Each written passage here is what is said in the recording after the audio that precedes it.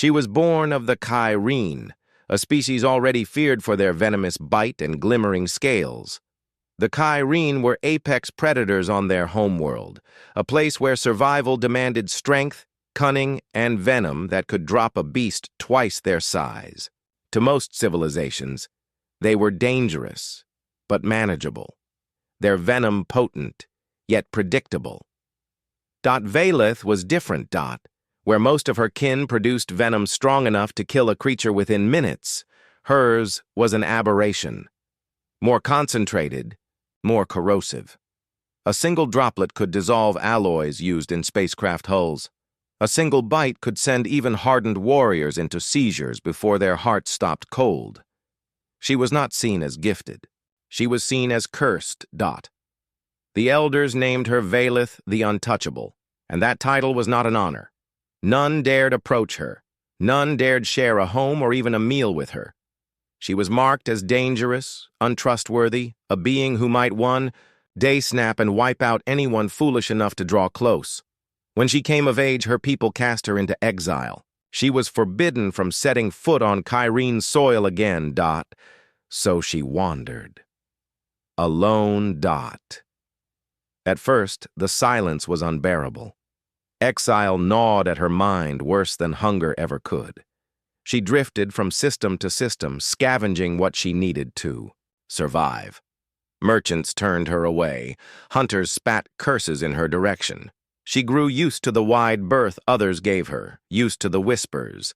Monster, poisoned one, cursed Fangs. She told herself she did not care, that she needed no one. Yet when night fell and the stars were her only company, a deep, aching loneliness made her question if perhaps her people had been right. Maybe she was never meant to live among others. Then came the war. The Grath Dominion, an empire of cruelty and conquest, descended upon Kyrene's space like a storm. They conquered worlds with brutal efficiency, enslaving or exterminating those who resisted.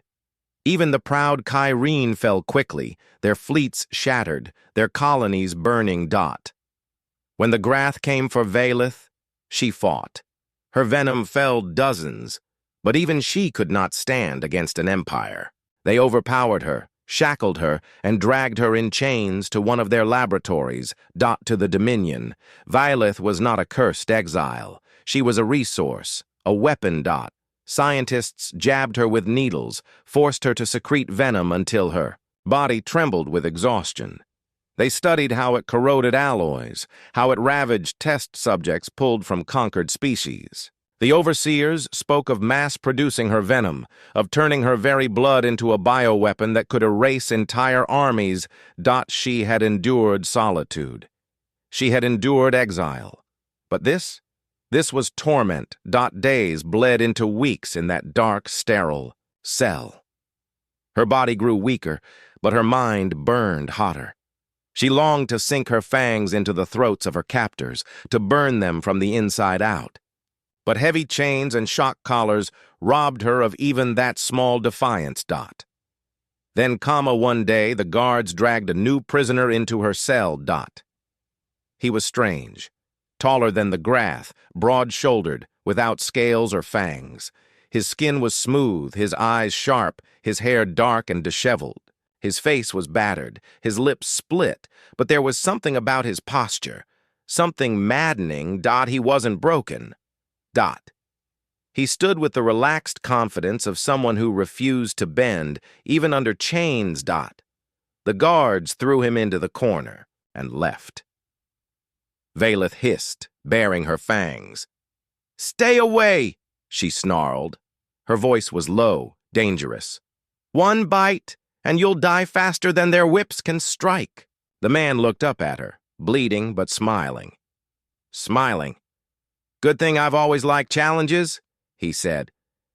His name, she would later learn, was Marcus Kane, a human, a soldier of the Terran Republic. At first, she despised him. His smile was infuriating, his calmness unsettling. Didn't he understand the danger? Didn't he realize that if she lost control, he'd be nothing but another corpse rotting in a cell? But Marcus never recoiled from her. He never flinched when her fangs gleamed or when venom dripped from her lips. He looked at her not with fear, but with an almost irritating curiosity. For Valeth, who had lived her entire life defined by the fear of others, it was the strangest thing of all. For the first time in her life, someone didn't see her as a monster. And that terrified her more than anything. For days, the Grath scientists debated the limits of Valeth's venom. They had tested it on a dozen alien species already, watching each one convulse and die in agony. Yet one question lingered. Could her poison kill the upstart species that had begun to plague Dominion expansion? The humans? That question, Marcus Kane's capture conveniently answered. On the third day after his arrival, Dominion guards stormed the cell. Valeth was yanked to her feet, heavy chains biting into her scales. Marcus was shoved forward beside her, wrists bound, but his eyes were sharp and alert despite the bruises decorating his skin. The Grath general awaited them in a chamber lined with armed soldiers. His face was ridged with bone plating, his armor glinting beneath the sterile lights. Behind him, scientists scribbled notes and prepared recording equipment. "This will be simple," the general rumbled, his voice like grinding stone. "Bite the human, kill him, prove your venom's power." Valeth's stomach twisted. Her fangs throbbed with instinct, venom glands aching from overuse. But the command froze her blood. She had spent her entire life avoiding contact, terrified of what one slip of her fangs could do. And now these monsters wanted her to deliberately bite someone who hadn't harmed her. Her eyes darted to Marcus. He stood strangely calm, meeting her gaze with quiet intensity. "No," Valeth spat. "I won't." The general's lip curled. He signaled, and a guard lashed a shock whip across her back. White-hot pain surged through her body, forcing a scream from her throat. "Do it," the general hissed. "Or both of you die." She trembled, fury and fear warring in her chest. Her fangs extended, dripping venom onto the floor. "You don't understand," she snarled at Marcus. "My bite kills. You'll be dead in moments." To her horror, Marcus tilted his head, baring his neck as though inviting execution. His voice was low, steady. "Do it. Trust me." Valeth froze. Was he insane? No one asked for her bite. Even her own people had exiled her to avoid such a fate. And here was this human, chained, battered, beaten, offering himself willingly. The whip cracked again. Her body jolted, instincts overriding reason. Her fangs sank into Marcus's flesh. Venom surged. Valeth ripped herself back instantly, horror flashing across her face. "No, no, no, no!" Her voice shook as venom dripped from her lips. She'd done what she swore never to do, condemned another living being. Marcus staggered. His breath hitched, sweat breaking across his brow. For a moment, it looked like every other time. Veins darkened beneath his skin, muscles trembled under the venom's assault. The soldiers leaned forward eagerly, waiting for the human to collapse. The general sneered, already anticipating his death. But then something impossible happened. Marcus did not fall. His body shook, his breathing ragged, but he stayed upright. His eyes, bright, defiant, locked onto Valeth's. Slowly, his lips curved into a bloodied grin. "See?" he rasped. "Still alive." A stunned silence filled the chamber. The scientists scrambled in disbelief. "Impossible! The venom concentration was lethal! No organism survives exposure!" The general's sneer faltered. His soldiers exchanged uncertain glances. Valeth herself could only stare, her chest heaving. She had seen her venom kill creatures 5 times Marcus's size in seconds. Yet here he stood, veins bulging, sweat dripping, but very much alive.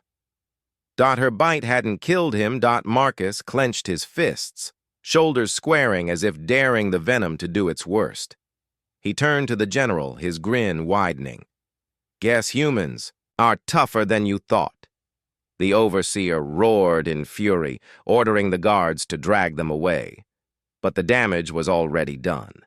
The Dominion had wanted proof of humanity's weakness. Instead, they had witnessed a nightmare. Proof that humans could withstand what had felled countless others. As the guards shoved them back into their cell, Valeth's mind raced. She sat in the corner, staring at Marcus, who wiped blood from his neck as casually as if he'd taken nothing more than a punch. "You should be dead," she whispered. He shrugged, leaning against the wall. Wouldn't be the first time someone said that. Her claws dug into her knees. She didn't understand him. She didn't understand humans. She had lived her entire life as a curse, her venom a death sentence to any who came near. But now before her eyes, someone had defied it, survived it, smiled at it. The Dominion thought chains could hold Marcus Kane. They thought fear could break Valeth. They were wrong on both counts. Days passed after the test. Valeth had bitten him, poured her venom into his veins, and yet Marcus still lived. He bore the aftermath with a stubborn grin, though she could see the toll in the way his hands sometimes trembled or his breathing hitched when he thought no one was watching. But he lived. And in the silence of their cell, he worked. The guards were careless. They assumed that a man who had survived the Kyrene death bite was too dangerous to be left unchained, yet too broken to matter. They overlooked the way Marcus's eyes followed their movements, memorizing the rhythm of patrols, the sound of boots on metal floors, the brief seconds when doors slid shut and left blind spots. They also overlooked the small shard of metal Marcus had palmed from a broken food tray. For 3 nights, he worked it against the lock on his wrist restraints, every scrape hidden beneath the sound of Valeth's restless pacing. On the 4th night, the lock gave a faint click. Valeth froze, her fangs gleaming in the darkness. "What are you doing?" she hissed. Marcus smiled, rubbing his freed wrist. "What does it look like? I'm leaving." She shook her head, scales shimmering faintly in the dim light. "You don't understand. They'll never let us escape. And even if you break free, they'll hunt me to the ends of the stars. I'm their weapon, their curse." Marcus knelt, working on the other shackle. "Good. Then let's give them something worth hunting." The shackle fell with another soft click. Marcus flexed his hands and stood, towering over her. He wasn't armed, wasn't armored, but his presence filled the cell like a storm.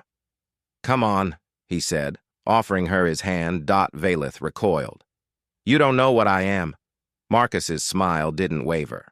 "I know enough. You saved me when you could have killed me. That's all I need to know." For a moment she stared at his outstretched hand, venom dripping from her fangs as doubt gnawed at her chest.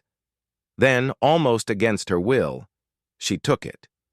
His grip was warm, steady, unafraid. They moved like shadows through the corridors. Marcus, leading with sharp, calculated steps. When guards appeared, he struck with terrifying efficiency. A stolen knife slid between ribs. A chokehold silenced a sentry before he could raise an alarm. Valeth followed, her heart pounding. For so long she had been the monster others feared. Yet beside Marcus, she felt like part of something more, a weapon wielded with purpose, not shame. The first time Dominion soldiers spotted them, she finally unleashed herself. The guards advanced, rifles raised, sneering at the sight of the chained Kyrene girl. Valeth's fangs extended, and before they could fire, she lunged. Her venom sank into one soldier's throat, dropping him instantly. Another tried to shoot, but her claws raked across his arm, tearing through flesh and armor alike. The rest faltered. No one, not even Dominion elites, wanted to be near her fangs. Marcus finished the stragglers with stolen rifles, his movements precise and deadly. They left a trail of bodies behind them, alarms beginning to wail. "Not exactly subtle," Marcus muttered, wiping blood from his knuckles. "You complain. Valeth hissed, venom still dripping. But you fight like one of us, he grinned. Nah, I fight like a human. When they finally reached the hangar, the full weight of the Dominion's might loomed ahead. Dozens of fighters, patrol ships, and soldiers swarmed the massive chamber. Can you fly one of those? Marcus asked, nodding toward a shuttle. Valeth bared her fangs in a grim smile. I can kill the ones who try to stop us. That's all I needed to hear. The escape turned into chaos. Sirens blared, blaster fire erupted, the air thick with smoke and screams. Marcus fought like a storm, unleashed, his stolen rifle barking fire into the ranks of soldiers. Valeth struck like lightning, her venom claiming any fool who drew too close. When they finally sealed themselves inside a shuttle, Marcus slammed his hands onto the controls with an ease that surprised her. You fly? She asked, incredulous. I improvise, he said, grinning as the engines roared to life. The shuttle blasted out of the hangar bay in a streak of fire, enemy fighters surging after them. Marcus handled the controls with reckless precision, weaving through firestorms of plasma bolts. Valeth clung to her seat, eyes locked on him. He wasn't just surviving. He was thriving. For the first time in years, Valeth felt something dangerous, stirring in her chest. It wasn't fear or rage or loneliness. The galaxy had a way of twisting rumors into legends and legends into firestorms. It began with whispers. A human had survived the Kyrene death bite. An exile, the most venomous of her kind, now fought at his side. Together, they had broken free of the Dominion's chains and carved their way through soldiers thought untouchable. The Dominion tried to suppress the story.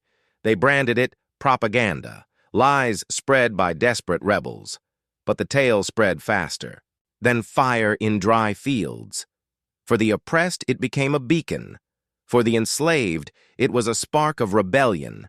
And for the Dominion, it was poison. Hope was the one toxin they could not contain. When Marcus and Valeth's stolen shuttle was intercepted by a Terran patrol fleet, the reunion was tense. Marines stormed the hold, rifles raised, and their commanding officer demanded Marcus identify himself. He did, and the recognition hit like a shockwave. Captain Marcus Kane. A name that still carried weight in Terran ranks. A decorated officer, a war hero, one who had led impossible missions and always returned with his soldiers alive. Many had thought him dead. Now he stood alive, battered, and with a Kyrene exile at his side. The Republic didn't know what to make of Valeth. Soldiers eyed her fangs warily, hands tight on triggers whenever she moved. To them, she was a monster with a curse for blood. But Marcus vouched for her, his voice firm and unwavering. She's not their weapon, he told the Admiralty. She's our ally, and with her, we can strike where they think themselves invincible. Reluctantly, they agreed. It didn't take long for Marcus and Valeth to prove him right. Their raids began small. Hit-and-run strikes on Dominion outposts, surgical rescues of prisoners marked for execution, sabotages against supply lines. In every mission, Marcus's tactical brilliance and Valeth's venom turned the tide. Where Marcus was steel, Valeth was fire. He fought with human tenacity, calculated and relentless. She struck with predatory speed, her venom felling Dominion. Officers who had once believed themselves untouchable. Soldiers learned to fear the hiss of her fangs as much as the bark of Terran rifles. Word of their victories spread, and with it, rebellion ignited across the stars. Enslaved systems rose up. Ragtag fleets struck Dominion patrols. The war, once thought hopeless, turned. Yet not all battles were fought with blades and fangs. One evening, aboard the Terran flagship Resolute, Valeth confronted Marcus in the quiet of the observation deck. The stars stretched endlessly before them, silent witnesses to their war. "Why do you not fear me?" she asked, her voice low, almost trembling. Her fangs glinted in the starlight, venom dripping into her palm. Every other being flees at the sight of this. Even my own people exiled me. Why don't you? Marcus leaned against the railing, gaze fixed on the void. His expression was calm, almost amused. Because fear is for people who plan to die, and I don't. Valeth blinked, startled. That's insane. Maybe, he admitted, turning to face her with that same maddening grin. But it's also why we win. Humans don't survive because we're the strongest, or the fastest, or the smartest. We survive because when everything says we should fall, we don't. We stand back up. We keep fighting. She stared at him for a long time, her chest tightening. For years she had believed her venom made her nothing but a curse, a monster unfit for kinship. But standing beside Marcus, watching the stars burn bright against the endless dark, she wondered if perhaps she could be more Dot. Perhaps she could be necessary Dot. Their partnership became legend. The Republic began deploying them as a pair, Marcus and Valeth, the captain, and the cursed. Where they struck, Dominion morale shattered. Where they fought, victory followed. Dot to the enslaved, they were liberators. To the Dominion, they were nightmares. Dot and to each other, they were something else, entirely. Not just allies, not just comrades, but two beings who had found what neither thought possible. Trust. The war had shifted. The galaxy now whispered not just of Valeth the untouchable, nor Marcus the unbroken, but of something more terrifying. What happened when a human and a supposed monster stood side by side? The Dominion had unleashed them by mistake. And now, for the first time in centuries, the Empire began to stumble. The galaxy was rarely silent. Fleets thundered across the stars, trade routes buzzed with chatter, and entire empires shouted their dominance into the void. Yet, after what transpired on that night, silence fell. Deep, suffocating, and impossible. To ignore. Word of it spread faster than light could travel. An alien girl, born of a species feared for their venom, had sunk her fangs into a human. The result should have been obvious: death. The toxin was legendary, dissolving tissues, collapsing lungs and frying nervous systems within minutes. Whole species had evolved cultural laws around never crossing paths with her kind. Her bite was not an attack, it was a death sentence. But the human had not died. Instead, he had smiled. That smile now haunted every corner of galactic space. The chamber where the event occurred became something like a shrine. Soldiers who had witnessed the moment couldn't find words to describe it. Some said the human's calm expression as venom coursed through his veins was scarier than any weapon. Others insisted they saw something else in that smile: compassion, as though he had already forgiven the girl for trying to kill him. The girl herself, Lyra, was a storm of confusion. She had lived her whole life in chains of fear. Her venom had made her an exile, her very existence considered dangerous enough to warrant containment. And yet, in a single act, the human named Kale had dismantled those chains. At first, she believed it a trick, that perhaps Kale had shielded himself with some human technology or injected an antidote before the bite. But when the medics scanned his blood, the results made her heart stop. The venom was there, the cells had been invaded, and yet the human immune system had adapted. It hadn't fought the venom directly. Instead, it had learned it, absorbed it, and then dismantled it with a speed that no alien biology had ever recorded. What should have been a mortal wound became nothing more than a rush of adrenaline and heat under his skin. Kale had looked at her then, fangs still wet with the remnants of the bite, and said softly, "You're not a monster." The declaration spread further than even the reports of his survival. Aliens who had grown up fearing Lyra's species suddenly questioned everything. If a human could endure the venom, what else could they endure? If a human could smile through what others called instant death, what else could they survive? For Kale, survival was not the victory. It was what came next. He refused to allow Lyra to be executed for attempted murder, arguing that the council had created the circumstances where desperation was her only weapon. Against centuries of prejudice, he stood in the middle of the tribunal floor and demanded her freedom. His words carried a weight few could resist. If we fear her, we fear life itself. She is not danger incarnate. She is proof of our weakness, but humanity does not fear her. Humanity does not fear her kind. If you insist she is a monster, then what does that make me? Who has survived? Her and chosen her as a friend? Silence followed. Then slowly, empires began to shift.